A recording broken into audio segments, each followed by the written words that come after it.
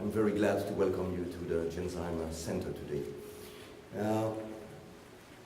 Actually, you thanked Genzyme for welcoming this event tonight, and I want to return the thank you, because the Genzyme story, which is a success story here in Massachusetts, is a story which developed thanks to the vision and the quality of the founders of Genzyme.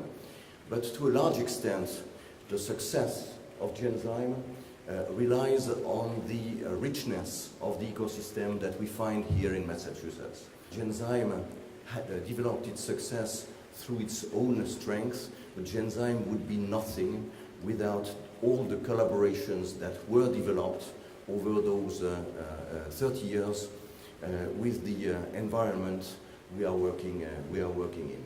And from this perspective, it is definitely, I mean, those 18 companies that you are welcoming to Massachusetts are 18 companies that we are very glad to welcome.